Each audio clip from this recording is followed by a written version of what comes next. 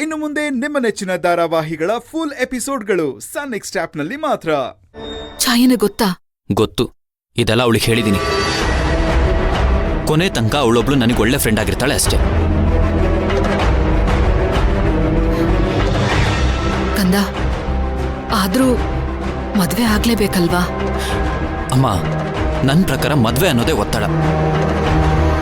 ಯಾರೋ ಏನೇನೋ ಮಾತಾಡ್ತಾರೆ ಅಂತ ಪ್ರಶ್ನೆ ಮಾಡ್ತಾರೆ ಅಂದ್ಬಿಟ್ಟು ನಮಗ್ ನಾವು ಮಾಡ್ಕೊಂಡಿರೋ ಕಟ್ಟುಪಾಡು. ಇದ್ರಲ್ಲಿ ನನಗೆ ಯಾವುದೇ ಆಸಕ್ತಿ ಇಲ್ಲ ಅಮ್ಮ. ಇಷ್ಟೊತ್ತು ಈ ವಿಷಯನ ನಿಮ್ಮ ಹತ್ರ ಹೇಗೆ ಹೇಳಬೇಕು ಅಂತ ಒಂದು ವಾರದಿಂದ ಒದ್ದಾಡ್ತಿದ್ದೆ. ಹಾಗಂತ ಮದ್ವೆನೇ ಆಗದೆ. ಅಮ್ಮ ಪ್ಲೀಸ್, ಈ ಮದ್ವೆ ಬಗ್ಗೆನೇ ಮಾತಾಡೋದು ಬೇಡ. ಇದನ್ನ ಇಲ್ಲೇ ಬಿಟ್ಬಿಡೋಣ. ನನಗೀಗ ಸಮಾಧಾನ ಆಯ್ತು. ಬರ್ತೀನಮ್ಮ. ಅಗಸ್ತ್ಯ ಮಾತಾಡ್ತಿರೋ ರೀತಿ ನೋಡ್ತಾ ಇದ್ರೆ ಇವನು ಛಾಯ ಮಾತ್ರ ಅಲ್ಲ, ಭಕ್ತಿನೂ ಕೂಡ ಮದ್ವೆ ಆಗಲ್ಲ ಅಂತ ಅನ್ನಿಸ್ತಾ ಇದೆ.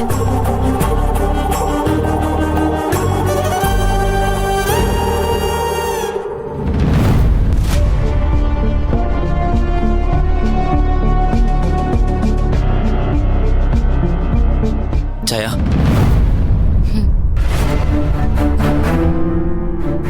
ನೀನಿಲ್ಲೇ ಮಲ್ಕೋಬಹುದು. ಇನ್ನೇನು ಅಮೃತನೂ ಬರ್ತಾಳೆ. ನಿಂಗೇನೇ ಬೇಕಾದ್ರೂ ನಿನ್ನನ್ನು ಕೇಳ್ತೀನಿ. ನನ್ನನ್ನು ಬೇಡ, ಅಮೃತನ್ ಕೇಳು. Good night. ಅಗಸ್ತ್ಯ, ನಿನಗೆ ನಾನು ಬಂದದ್ದು ನಿಜವಾಗ್ಲೂ ಇಷ್ಟ ಆಗ್ಲಿಲ್ವಾ?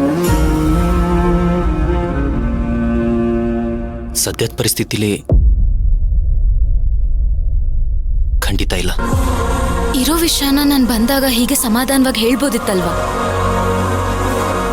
ಆಗ ನನಗೂ ಹೀಗೆ ಅನ್ನಿಸ್ತಾ ಇರಲಿಲ್ಲ. ಈಗ ನಿನ್ ಜೊತೆಗಿದ್ದೀನಲ್ವಾ, ಅದೇ ಒಂಥರ ಸಮಾಧಾನ ಕಣೋ. Do you know how much I missed you? ನಾಳೆ ಮಾತಾಡೋಣ. ಮಲ್ಕೋ. ಚಿಕ್ಕಿ ಯಾರು?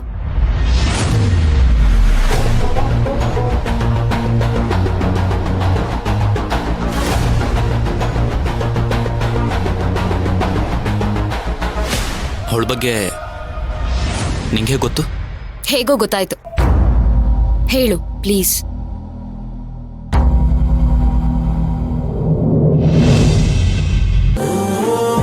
ಥ್ಯಾಂಕ್ ಯು ಚಿಕ್ಕಿ.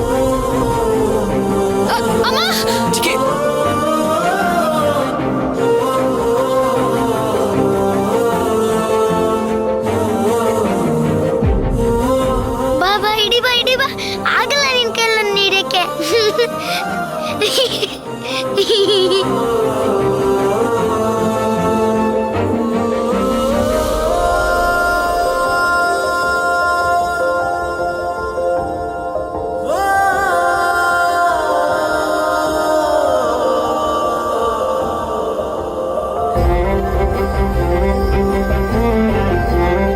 ಹುಚ್ಚ ಹುಡುಗಿ, ತರ್ಲೆ, ತುಂಬಾ ಒಳ್ಳೆ ಹುಡುಗಿ ಅಂತೀವಲ್ಲ, ಅದಕ್ಕೆ ಬೆಸ್ಟ್ ಎಕ್ಸಾಂಪಲ್ ಅವಳು. ನನ್ನ ಅಚಿಂತ್ಯಂಗೆ ತುಂಬಾ ತುಂಬಾ ಬೆಸ್ಟ್ ಫ್ರೆಂಡ್. ಅಲ್ಲಲ್ಲ, ಮೋರ್ ದೆನ್ ದ್ಯಾಟ್. ನಿನಗೆ ನನ್ನ ಚೈಲ್ಡ್ಹುಡ್ ಬಗ್ಗೆ ಹೇಳಿದ್ನಲ್ವಾ?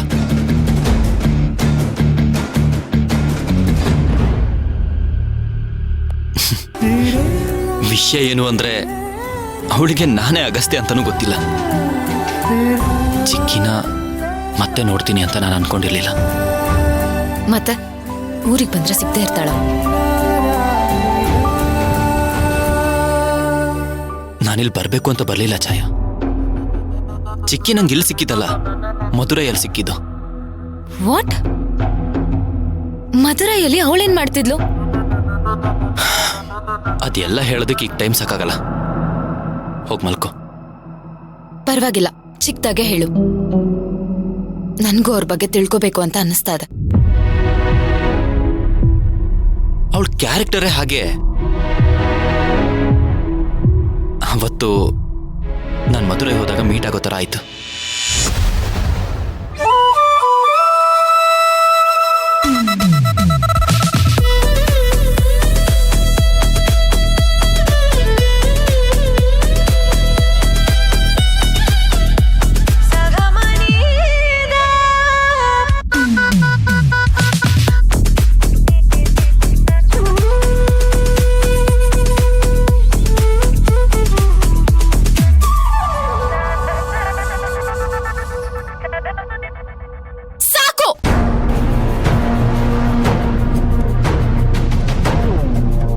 ಏನಾಯ್ತು?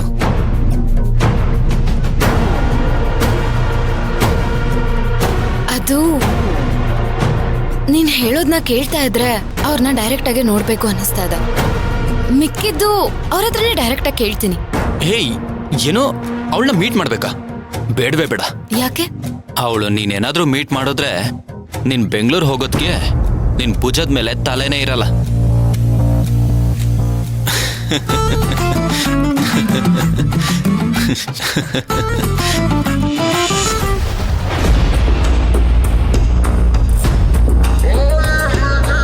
ಮೊದಲನೇ ಸರಿ ಈ ಅಗಸ್ತ್ಯ ಲವರ್ ಬೈ ತರ ಆಡ್ತಿದ್ದಾನೆ. ಈ ನಗು ನನ್ ನೋಡ್ದಾಗ ಯಾವತ್ತೂ ಬಂದೇ ಇಲ್ಲ. ಆದ್ರೆ ಈ ಚಿಕ್ಕಿ ಬಗ್ಗೆ ಹೇಳ್ಬೇಕಾದ್ರೆ ಅಗಸ್ತ್ಯ ಅವನ್ ಬಗ್ಗೆನೇ ಹೇಳುವಷ್ಟು ಅಕ್ಯುರೇಟ್ ಆಗಿ ಮಾತಾಡ್ತಿದ್ದಾನೆ ಅಂದ್ರೆ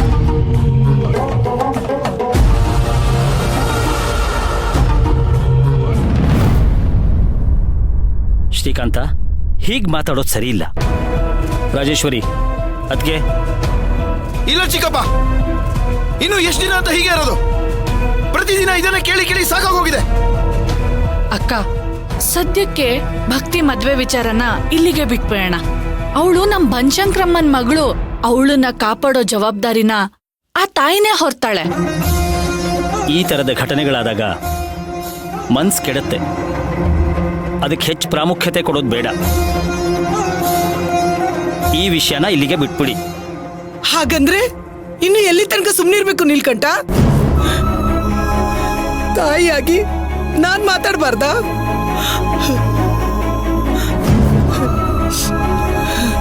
ಅಥವಾ ಹುಟ್ತಾ ಅಪ್ಪಮ್ಮನ ಅಂಕೆ, ಬೆಳೀತಾ ಗಂಡನ ಅಂಕೆ, ಆಮೇಲೆ ಮಗನ ಅಂಕೆ ಅಂತ ನಾನ್ ಸುಮ್ನಿರ್ಬೇಕಾ?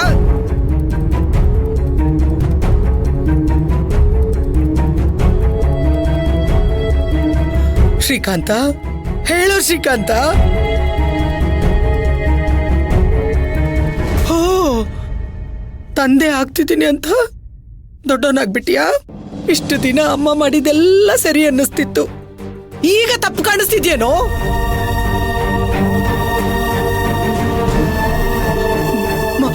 ಭಕ್ತಿನ ಕರ್ಕೊಂಡು ಹೋಗೋಷ್ಟು, ಮುತ್ತುನ ಕೊಲೆ ಮಾಡೋಷ್ಟು ದೊಡ್ಡವನಾಗ್ಬಿಟ್ಟೇನೋ? ಹೇಳೋ, ಹೇಳೋ ಅಮ್ಮ.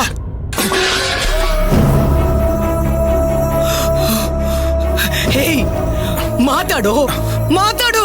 ಏನ್ ನಡೀತಿದೆ ಇಲ್ಲಿ?